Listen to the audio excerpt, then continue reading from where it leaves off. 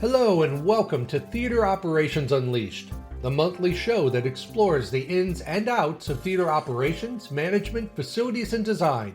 I'm your host, Raymond Kent. In each episode, we will be focusing on management, operations, design, trends, and best practices in the performing arts. I hope to bring you both insights from my 4 decades in the industry, as well as engaging conversations with theater professionals about the challenges and rewards of their work. We'll also cover a wide range of topics from budgeting and scheduling to marketing and audience development, theater technology, and many other related topics. Whether you're a theater maker yourself or just interested in the industry, I hope you'll find this podcast informative and inspiring. So sit back, relax, or lean in, and let's dive into the world of theater. Welcome back. Today we are going to talk about a topic that is both incredibly practical and deeply human. Restrooms, companion care, and personal service spaces. Now I know, restrooms are not glamorous. They're not the stage, the lobby, the architectural showpiece, but here's the truth. If a person cannot use your restrooms, they cannot use your building. And disability advocates say this with remarkable consistency. Restroom accessibility is the most urgent, most personal barrier in public life. So today we're going to talk about why restrooms matter so much, what the law requires, what real people actually need, and how performing arts venues can design spaces that support dignity, independence, and full participation. Let's start with a simple but powerful idea. Access to toilet facilities is a human right, not a convenience, not an amenity, a right. And yet, across the country, performing arts venues, even beautifully renovated ones, still fall short. Think about people who rely on these spaces. A wheelchair user who needs enough room to transfer safely. A parent assisting an adult child with developmental disabilities. A person who needs a full-length adult changing table. Non-binary patron who doesn't feel safe in gendered restrooms. Someone recovering from surgery who needs a restroom close to their seat. A person with Crohn's disease who needs immediate access. A caregiver who needs space to assist without compromising privacy. For these individuals, the standard accessible stall may be as inaccessible as no stall at all. And that's why this topic matters. What does the ADA require? Again, the floor, the minimum. The ADA gives us that foundation, the minimum standard, but as we've said in every episode, minimums are not the goal. Key ADA requirements require every restroom must comply, not just one per floor.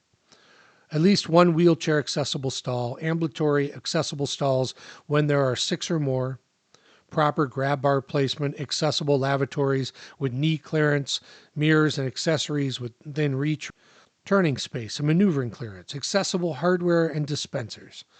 These are the basics, and yet many venues still miss them, especially in older buildings. But even when everything is technically compliant, the real question is, does this restroom actually work for the people who need it? Often the answer is no. So let's talk about the stall itself. Wheelchair accessible stalls, the ADA minimum is 60 inches wide, 56 to 59 inches deep. But here's the problem. Many power wheelchairs no longer work.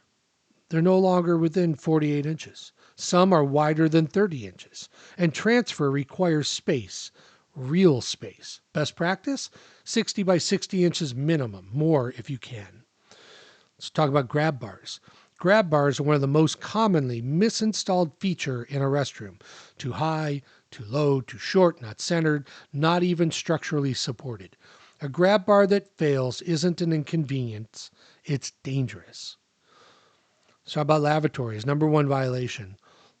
Lost knee clearance. Someone adds a cabinet or a plumber replaces pipes and removes insulation. Suddenly the accessible sink is no longer accessible. These details matter. They're the difference between independence and exclusion. Fixture counts is probably one of the biggest conversations that I've had outside of technical requirements on stage for performances in intermission problems, right? If you've ever been to a performing arts venue at intermission, you know the scene. It's a 15-minute intermission, hundreds of people, a mad dash to the restrooms, and the International Building Code gives us a minimum fixture count. But those minimums were not designed for the intermission surge. For a 1,200 seat venue, the IBC minimums are awfully wildly inadequate. And for patrons with disabilities who may need more time, more space, or more privacy, the pressure of a crowded restroom can be overwhelming. And keep in mind, it might take them longer to get from their seat to the restroom, meaning that more people will be already in the restroom by the time they get there. So best practice. Increase fixture count by 1.5 to 2 times the IBC minimum. Provide more accessible fixtures than the ADA minimum. Distribute restrooms near accessible seating. Reduce travel time for patrons with mobility limitations. Does not necessarily even mean wheelchair users. This could be somebody with a walker or on crutches. This isn't just about convenience, it's about equity. Companion restrooms, dignity in practice. Companion restrooms, also called family restrooms, are essential. These are single occupancy rooms large enough for a person with a disability, one or more caregivers, mobility equipment, privacy, and dignity. Why do they matter? Many people require assistance with transfers, clothing management, catheter care, positioning, personal hygiene. A multi-stall restroom simply cannot accommodate this safely or respectfully. So what are some thoughts on best practices here? Provide at least one companion restroom near every major restroom bank. Minimum clear interior space is 8 foot by 8 foot. Minimum clear. Include ADA compliant toilet, grab bars, accessible sink, adult height fold down changing surfaces, shelves and hooks at accessible heights, space for mobility devices. This is one of the most impactful investments a venue can make. So adult changing facilities, this seems to be the missing infrastructure. This is the area where the U.S. lags far behind any other country. In the UK, changing places rooms are standard in major public venues. They include a full-length, height-adjustable adult changing table, ceiling-mounted hoist, a peninsular toilet with space on both sides, a large private room, a minimum of 130 square feet. In the U.S., these facilities are rare, almost non-existent in performing arts venues. Who needs them? Well, people with cerebral palsy, spinal muscular atrophy, high-level spinal cord injuries, advanced multiple sclerosis, profound physical disabilities. For these individuals, a standard accessible stall is not usable. Without an adult changing facility, they simply cannot attend. So again, best practice if you're building a new venue or renovating, include a changing places style room. The cost, $50,000 to $120,000 depending on scope. The impact, transformational. I recently worked on a project where we went down this route. We included adult changing tables and these types of amenities. And the comment to that venue was just how welcoming and thoughtful this was for a mother who had an adult child that she was giving care to. So now they feel they can attend that venue's performances. This is a difference between exclusion and participation. All gender and single occupant restrooms. Restrooms are not just about disability. They're also about identity, safety, and comfort. All gender restrooms support transgender, non-binary patrons, people of opposite gender, caregivers, parents with children. People who prefer privacy, individuals with sensory or cognitive differences. So best practices here, provide at least one all-gender occupant restroom near primary circulation, not down a hallway, not in some back room, not on a different level, but near the primary circulation.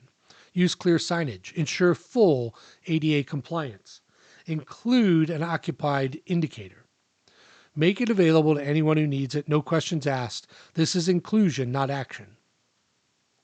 And let's not forget about backstage and production restrooms. Accessibility doesn't stop at the lobby.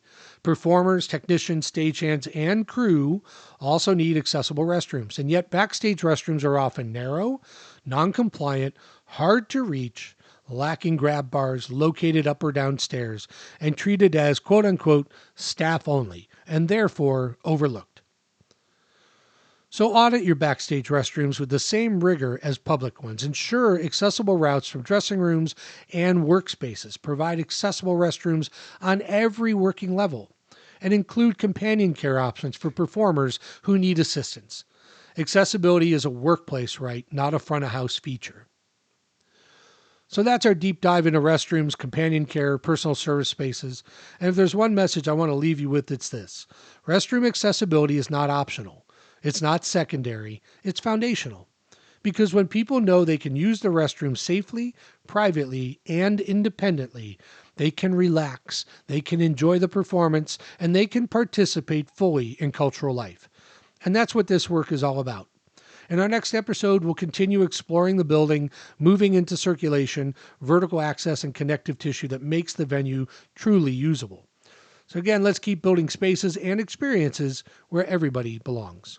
Thanks for taking the time today to listening to Theater Operations Unleashed. We hope to see you next month.